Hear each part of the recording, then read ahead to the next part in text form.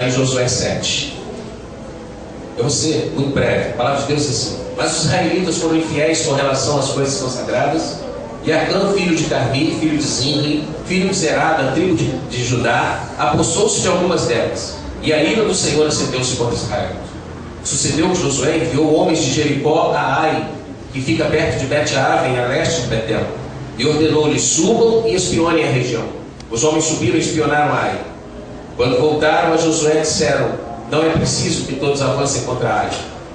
Envie uns 2 ou 3 mil homens para atacá-la. Não canse todo o exército, pois eles são poucos.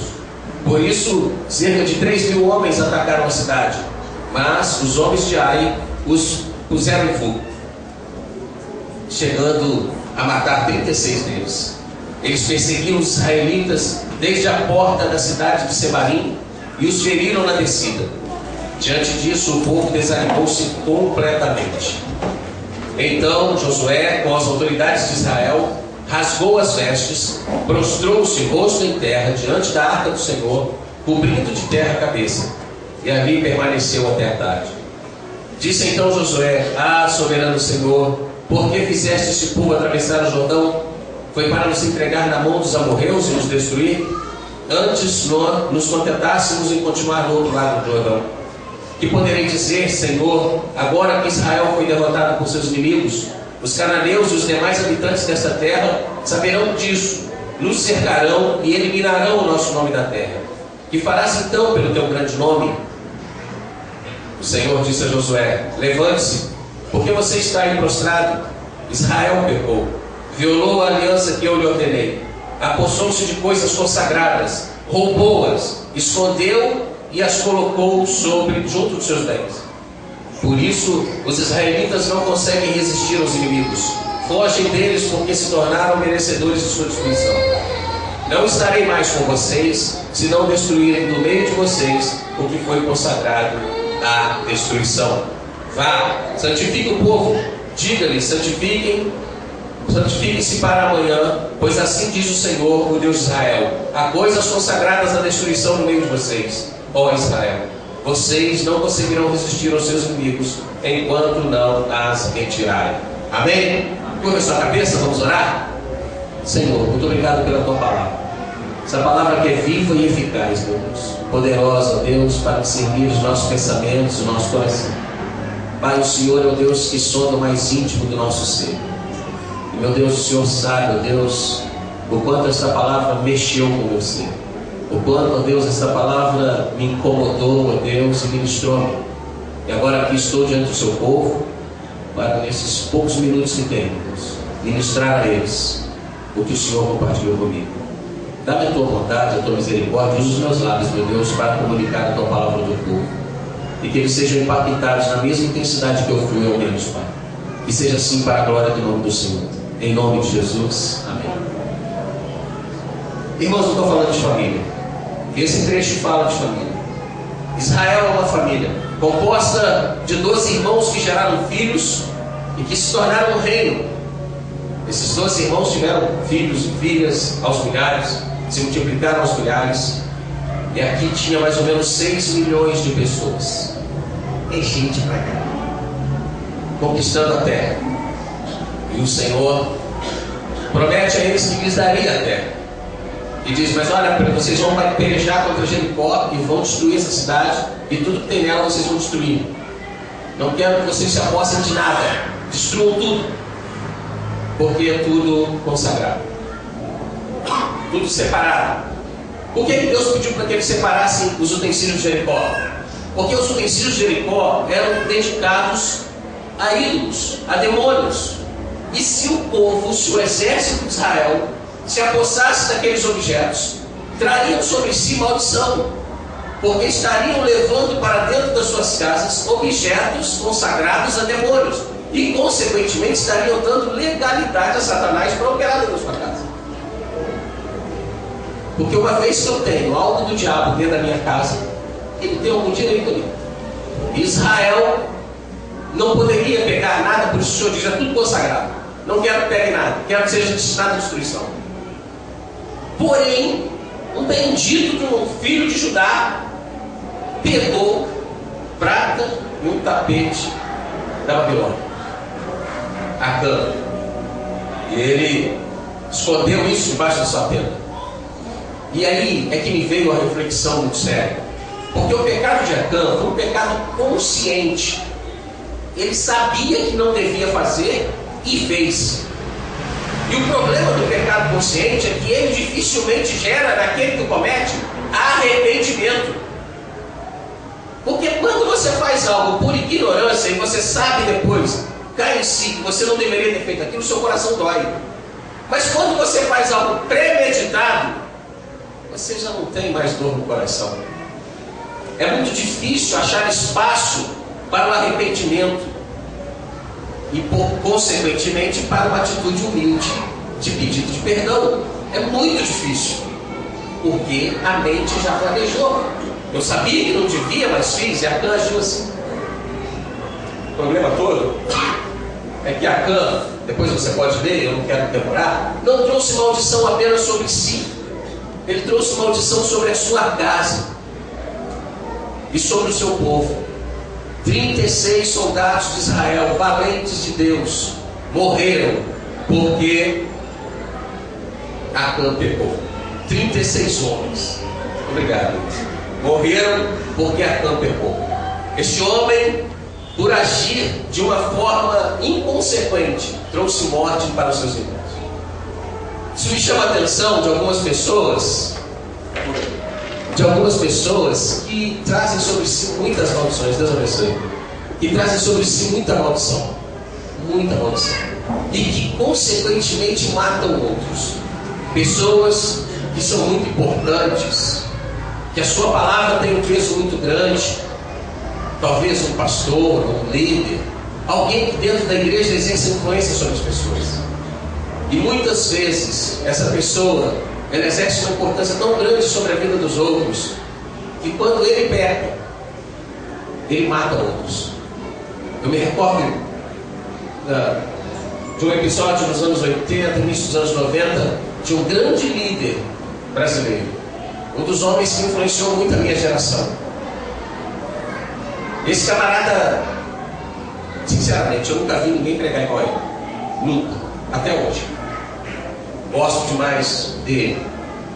Embora hoje eu acho que ele seja um rebelde, um revoltado, aliás, né, contra o sistema. Mas bem, não interessa isso. O fato é que esse homem pecou. Teve um caso extraconjugal. E um monte de gente caiu por causa dele. Um monte de gente se desviou por causa dele. Porque a fé estava nele. Primeiro, né? E ele não, parece que não percebeu a importância que ele tinha para algumas pessoas. Porque às vezes as pessoas exercem fé na gente mesmo, é verdade. E a gente deve ir trabalhando com essas pessoas para que elas entendam que a fé deve ser voltada para o Senhor. Nunca rechaçar essas pessoas, mas fazer com que elas entendam que o foco delas deve estar no Senhor e no sustento. Acã pecou e Deus revelou a Israel o pecado dele.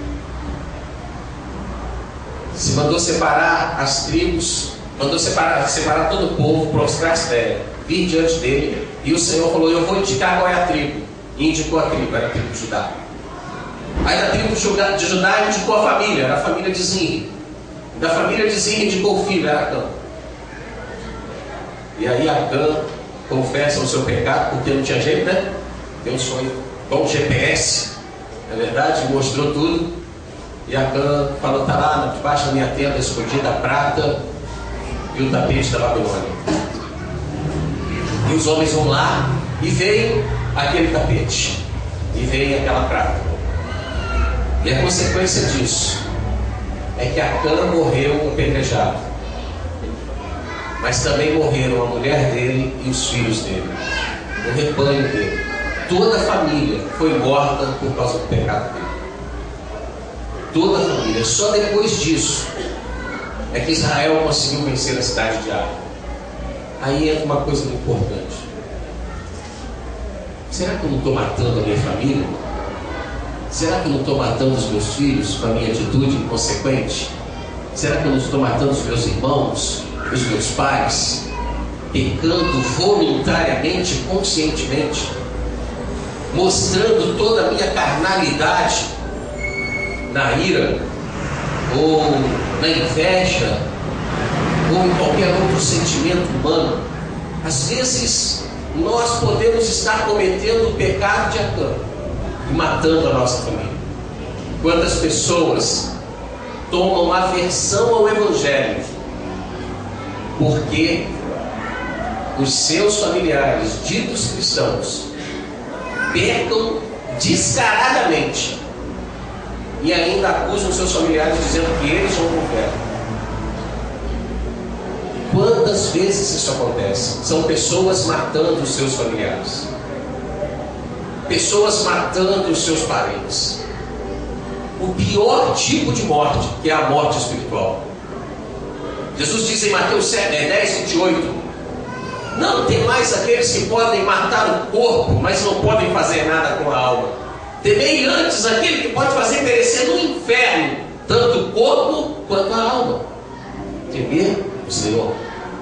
Muitas pessoas estão matando os seus filhos, os seus irmãos, os seus pais, e espiritualmente, pela sua conduta inconsequente, pela sua atitude irreverente.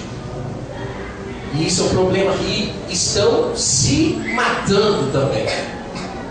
Hoje eu e o missionário Daniel conversamos brevemente aqui na estrada pública um pouquinho, e a gente estava falando sobre isso. Ela me lembrou algo que eu ouvi alguns dias atrás, quando o pastor estava dizendo que o que faz de nós verdadeiros cristãos é quando nós entendemos a diferença entre nós e Jesus. Ele é Deus e nós pecadores. Quando a gente entende isso, a gente faz igual Pedro lá em Lucas 5, naquela pesca maravilhosa, quando eles pegaram aquele monte de peixe. Depois de tudo aquilo que Pedro viu, Pedro se prostrou diante do Senhor e falou: Senhor, se afasta de mim, porque eu sou um pecador. Ali Pedro entendeu o tamanho de Jesus e o tamanho dele.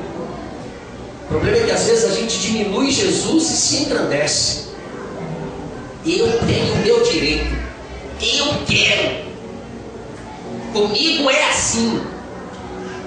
E a nossa carne impera em nós. Estou falando de mim mesmo, não estou falando de mim não. Nós, seres humanos, somos assim. Quantas vezes nós queremos nos impor, queremos impor o que pensamos? Quantas vezes nós pecamos e queremos passar por inocentes, porque não temos a humildade de admitir que erramos? Quantas vezes nossos filhos pecam e nós protegemos eles, mas se o filho do outro cometeu o mesmo erro, a gente quer matar, apedrar. Por que esse excomungado não é excluído? Porque é o filho do outro. Por que esse danado, esse sem vergonha não é excluído? Porque é o marido da outra, porque é a esposa do outro. E às vezes nós temos gosto de sangue na boca, porque nós não amamos como Jesus ensinou a amar. Nós não aprendemos isso muitas vezes. Nós não reverenciamos. Irmãos, esse lugar não é santo, mas o povo que se reúne aqui é. E quando o povo de Deus se reúne aqui, esse lugar é santificado pela presença do povo de Deus. Então esse lugar é um lugar de reverência, é um lugar de atenção, de cuidado, de prestação a Deus, de nossas vidas como sacrifício vivo, santo e agradável. Nós devemos prestar isso a Deus, oferecermos a Ele. E às vezes a gente nota que tem pessoas dentro do templo, com a igreja santa reunida adorando a Deus, e o cara falando no Facebook, no seu celular, ou mandando torpedo. Pessoas dentro de um templo, sentados do lado do irmão e nutrindo raios de amargura no seu coração. De nada adianta comer o pão e beber o cálice se o nosso coração está dominado pelo pecado. E de nada adianta deixar de comer o pão e beber o cálice e continuar dominado pelo pecado. O importante, irmãos, é que Jesus tenha liberdade para tirar esse sentimento ruim do nosso coração, ou essa irreverência de nós, que nós abramos o nosso coração para Ele. Esse momento é uma festa, esse momento é uma alegria, mas esse alerta é importante, porque eu não quero que ninguém aqui vá para o inferno porque eu fui negligente. Eu tenho que te falar, é importante você saber disso. Não há como brincar com Deus. Com Deus não se brinca, e nós vamos prestar contas do que somos e fazemos para Ele. E muitos se acham crentes demais. Todo mundo erra, menos ele. O pior de todos os erros: a arrogância, a prepotência, a soberba. Esses dias eu fui chamado de soberbo. Eu fiquei falando, caramba, de repente é verdade, né? Se enxergaram isso, sei lá, né? Vou dar uma olhada, sondar meu coração. Alguém disse que eu era soberbo. Amém. Eu aprendi uma coisa: crítica tem que ser avaliada assim. Nunca despreze a crítica. Toda crítica tem alguma verdade nela. Nunca tome a crítica totalmente, porque ela vem carregada de emoções, né, que a outra pessoa também está expressando. Então são coisas que a gente deve pensar e analisar. Porque eu também não quero ir para o inferno, não, meu irmão. Eu quero ir para o céu. E ao comer esse pão, eu não quero comer dele para a minha condenação, mas para a minha salvação, que já foi realizada no Calvário, e que apenas é uma renovação de aliança que fazemos aqui. Ao comer esse pão e beber esse cálice, nós estamos renovando a nossa aliança com o Senhor, renovando o nosso compromisso com Ele. Às vezes, conscientemente, nós fazemos dívidas que não podemos pagar e caluniamos o nome de Jesus. Assumimos compromissos que não podemos cumprir e caluniamos o nome de Jesus. Falamos coisas que não são verdadeiras e caluniamos o nome de Jesus, porque nós trazemos sobre nós o nome dele. E quando as pessoas falam dele também. É o nome de Jesus que você e eu estamos representando. Não vamos morrer como Acã, em nome de Jesus. Não vamos matar nossa família como Acã, em nome de Jesus. Nossa família é importante para Deus e para nós. Pelo menos eu penso que seja. Então vamos ser cautelosos. Às vezes a gente pega isso conscientemente. Eu já vi circunstâncias tão chatas, de pais, às vezes com problema dentro da igreja. Qual igreja que não tem problema, né? E os pais falando coisas horríveis da igreja na presença de um filho pequeno, de uma filha pequena. Aquela criança vai querer ser crente depois? Aqui, ó, duvido, porque ela só ouve os pais falarem mal da igreja, do irmão, da irmã, do líder, sei lá de quem. Isso é um problema. Isso pode ser um pecado de Acã na nossa vida. Afastar os outros de Deus pelas nossas palavras. Deus está preocupado com três coisas que são importantes em nós: o nosso caráter, quem nós somos, as nossas palavras, o que nós falamos, e a nossa conduta, o que nós fazemos. Deus está observando essas três coisas. Quem nós somos por dentro, Ele sabe. Nós podemos enganar a todos, a Deus não. Ele sabe quem nós somos, Ele conhece o nosso caráter, Ele sabe o que nós falamos, perto e longe dos irmãos, e Ele sabe o que nós fazemos também. Então hoje você está aqui para participar dessa mesa que é santa, sagrada, para renovar a sua aliança com Jesus. Você que é membro de uma igreja cristã evangélica, está aqui para isso. Seja congregacional, batista, Assembleia de Deus, qualquer que seja a sua igreja, você tem toda a liberdade para participar conosco desta mesa, para comer deste pão e beber deste cálice. Não é porque você está servindo a Deus numa outra igreja que aqui você não pode. Essa aqui é a mesa de Cristo, não é a mesa congregacional. Então você vai participar. Se você pecou, se há algum pecado, confessa e deixa. Provérbios 28:13 diz que aquele que confessa e deixa alcançará a misericórdia. Mas aquele que cobre as suas transgressões nunca prosperará. Nunca prosperará. A palavra de Deus diz: examine-se, pois, o homem a si mesmo, e assim coma deste pão e beba deste cálice. Interessante que ela diz: examine-se, pois, o homem a si mesmo, e assim coma. Não diz não coma. Examinou, achou um problema, confessa e deixa, e coma do pão, beba do cálice. Não deixe, porque ele fala assim: não, hoje eu não vou participar da ceia, porque eu estou com problema, tem que resolver. Amém, você tem que resolver o seu problema, mas não deixe de participar da ceia. Não, mas se eu ainda não resolvi, faça esse voto com Deus que você vai resolver. Assuma esse compromisso e participe da mesa do Senhor. Se arrependa e se assente diante do Senhor para comer do seu pão e beber do seu cálice. Você está diante de Deus para participar desse pão, para participar desse cálice. Você é membro da igreja de Jesus, então tem toda a liberdade nisso em nome de Jesus. Quero chamar 4 diáconos aqui à frente. 4 não, faltou mais 3. São 2 de vinho, 1 de pão, de papel ali. 3 diálogos, por favor. Rapidamente, rápido rasteiro. Como diria meu avô, rápido como quem rouba. Em nome de Jesus. E nós vamos louvar a Deus com intimidade. Acho que é intimidade mesmo, né? Louvar o Senhor. E os nossos diálogos vão distribuir esses elementos. Você vai participar da mesa do Senhor. Pegue os elementos e segure-os para participarmos juntos. Mas lembre-se disso. O pecado já mata. Mas aquele que se arrepende alcança a misericórdia. Não sei qual é a sua circunstância diante de Deus. Não sei quais são as situações que você está vivendo. Talvez dentro de casa está difícil, está chuva. Mas não se esqueça de que o teu Deus é todo poderoso, amém? Então renove a sua aliança com Ele e creia nele. Porque o melhor de Deus vai se realizar na sua vida em nome de Jesus. Louvemos o Senhor com os nossos amados.